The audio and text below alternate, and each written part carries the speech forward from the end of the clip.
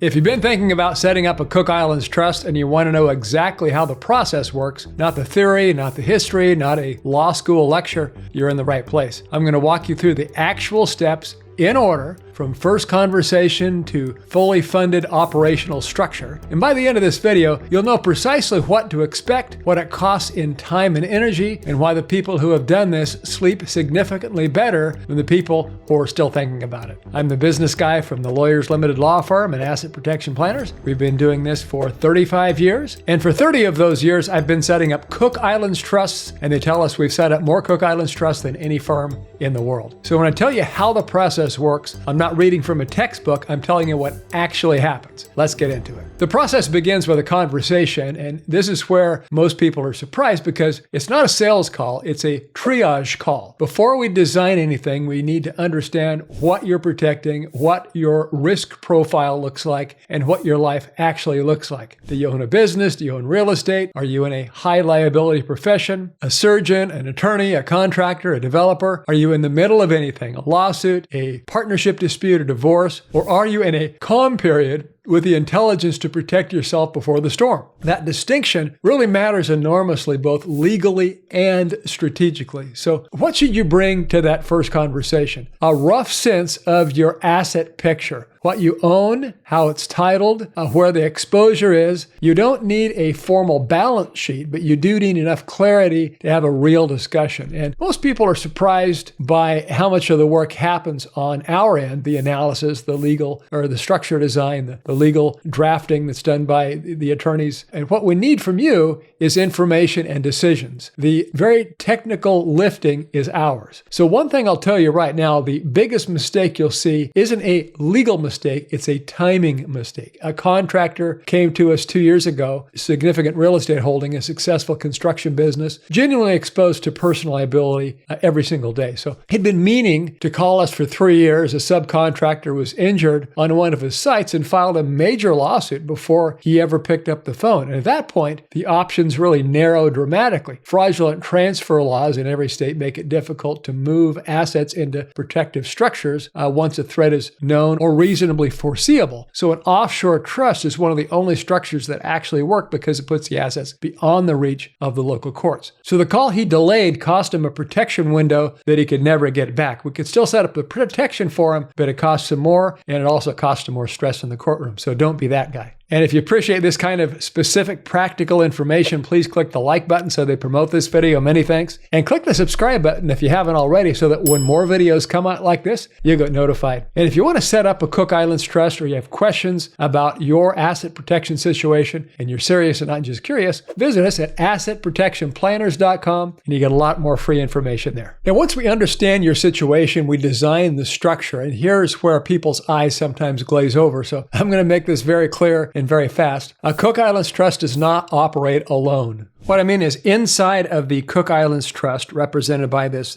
dark blue box, we put a Cook Islands LLC. So we put the LLC inside of the Cook Islands Trust, and we do this for a very specific reason. So both the trust and the limited liability company are organized under Cook Islands law. The LLC is the operating entity, so it holds your assets. It has a bank account. It has a manager, and that manager during normal times is you. So this is the point that surprises most people. So you don't give up control of your assets during any calm period, no pending lawsuits, no credible threat on the horizon. You remain the manager of the LLC. So therefore, you can move money in and out. You can make investment decisions. And by the way, you can make investment decisions after the trustee steps in if you need him to do so, by the way, too. You can run the account the way you run any other financial account. So the structure does not interfere with your life. It sits there invisible and inactive, doing exactly what a seatbelt does. Nothing until you need it. So the trust sits above the LLC, or it wraps around the LLC. A license bonded,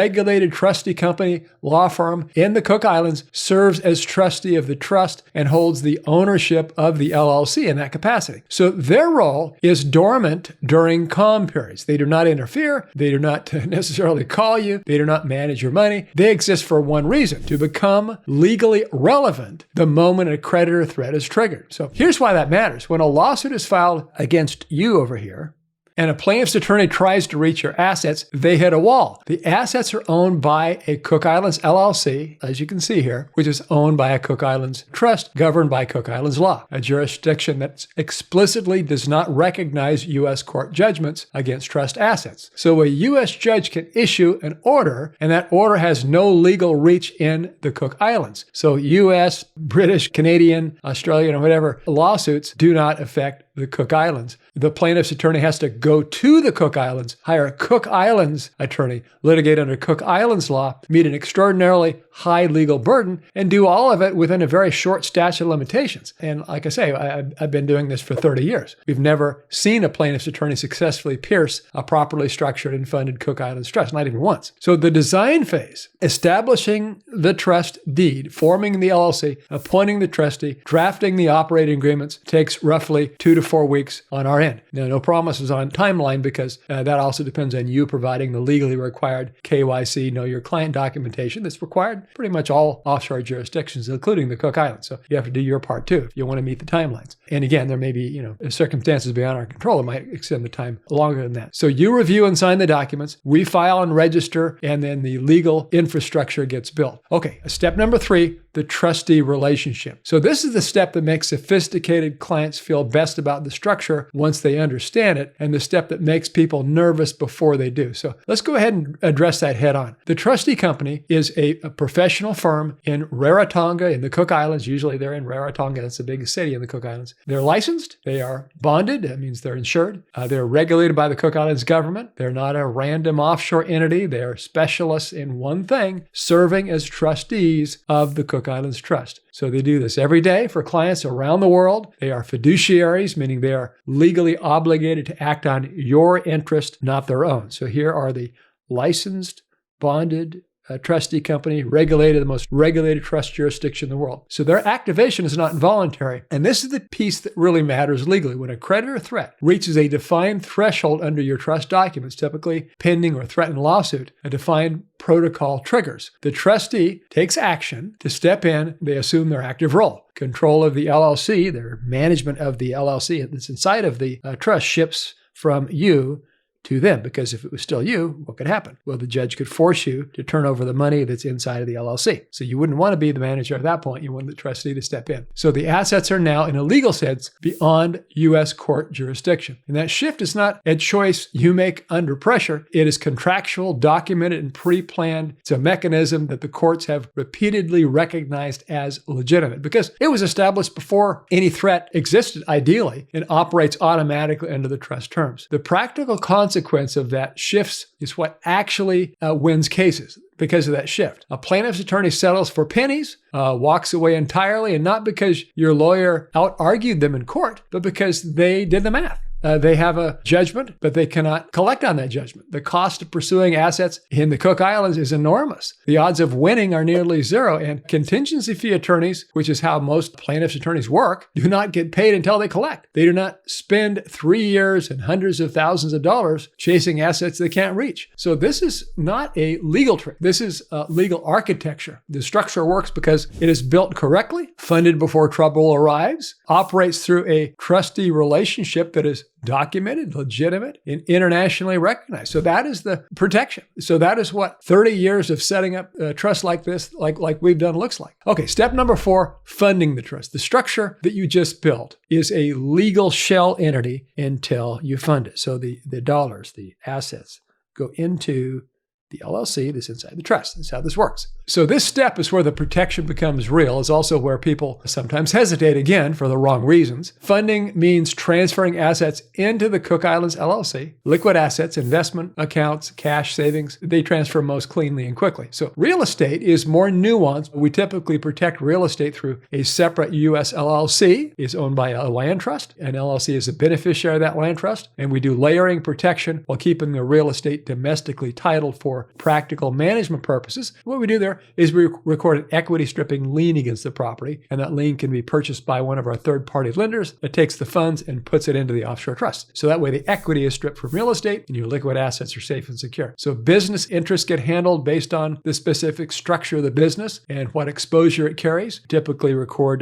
UCC1 liens against businesses. And then we have a lender who can purchase that lien and put the proceeds offshore. So every client's funding plan is different because every client's asset picture is different. So the key principle is this: funding must happen in a clean legal window. Assets transferred to a protective structure during periods of calm with no known creditors, no pending litigation are really best. And again, we can still protect you afterwards, but the options narrow and the costs go up, by the way, too. So assets transferred after a threat is known or foreseeable, and that can cause more stress in your life, which is exactly what it sounds like, exactly what you want to avoid. So this is why the timing conversation matters so much. We've had clients call us from courthouse steps, and we can help them. But like I said, the options are fewer and the urgency is higher and the clean window is gone. Fund the trust when you don't need it. That's the entire timing philosophy of asset protection. Okay, a physician we work with, he was an orthopedic surgeon with a surgical practice and significant investment accounts, funded her estate 18 months before a major malpractice claim was filed. When the claim came in, her personal assets were in the Cook Islands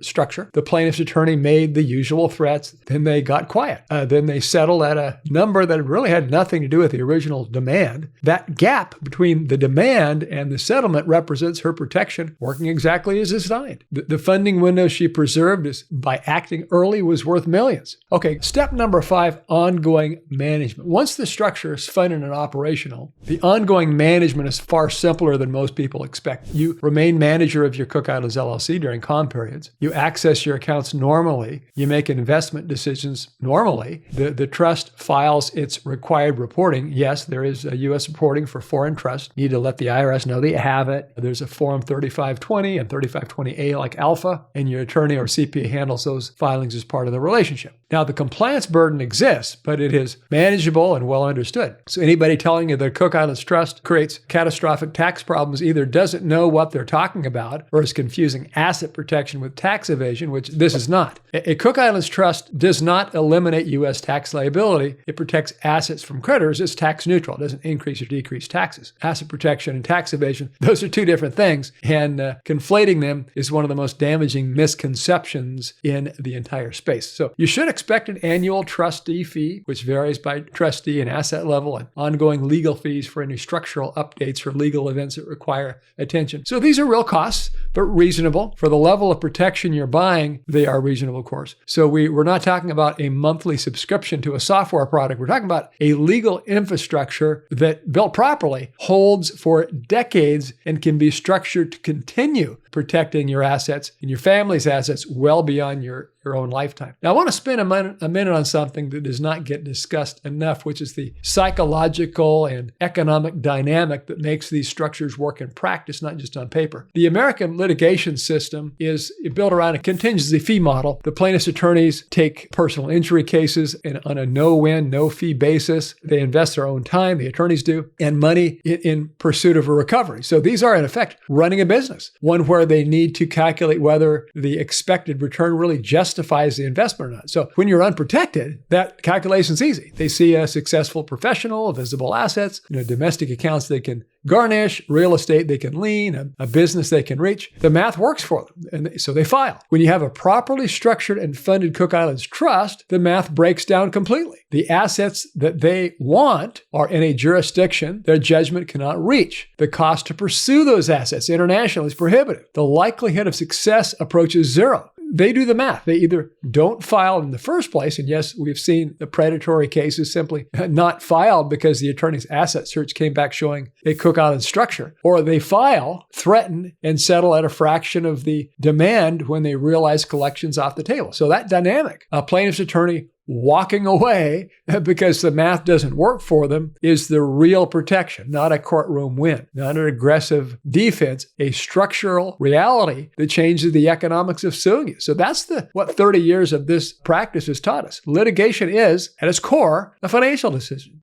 Change the financial reality and you change the outcome. Okay, here's one mistake that kills otherwise good structures. So this is one mistake we see that takes a perfectly designed structure and neutralizes it. It is not a legal mistake. It is a behavioral one. People set up the structure, fund it at the beginning, and then over months and years, they slowly drain it back. They take distribution, lifestyle purposes. They move money out for investments they're making domestically, and they let the funding erode until the structure holds a fraction of what it held at the inception. And then a lawsuit hits, and the structure is technically intact, but effectively empty. So the Cook Islands Trust is not a savings vehicle that you can dip into. Keep in mind, you can still invest the funds in stock market portfolios, same stock you can invest in if you're at Charles Schwab or Merrill Lynch or whatever. You can still invest the funds. It's a vault, not a savings vehicle that you're supposed to keep on dipping into. So the discipline of maintaining a meaningful funding inside the structure is what really makes the protection real. If the vault is empty when they come for you, the architecture was beautiful and the result was the same as having nothing. So in closing, what to do now, what action to take, what to do this week. Here's what I want you to do this week. If this video has really resonated with, do not spend another week reading more articles, watching more videos, or waiting for the right moment. The right moment is before anything happens. So go to assetprotectionplanners.com, read what's there. It's all free. And then request a free consultation. You fill out a little form there and somebody will call you back. You can talk to us. So we'll look at your situation specifically, your assets, your exposure, your timing. We'll talk about what makes sense. So this is no pressure in that conversation. This is just information. And information in this case has a very direct dollar value, especially if you're serious and not just curious. I'm the business guy from the Lawyers Limited Law Firm and Asset Protection Planners. We've been doing this for 35 years, and they tell us we've set up more Cook Islands trusts than any firm in the world. So if you're serious about protecting what you built, we know how to help you and how to help you do it right. So thanks for watching, and we'll see you in the next one.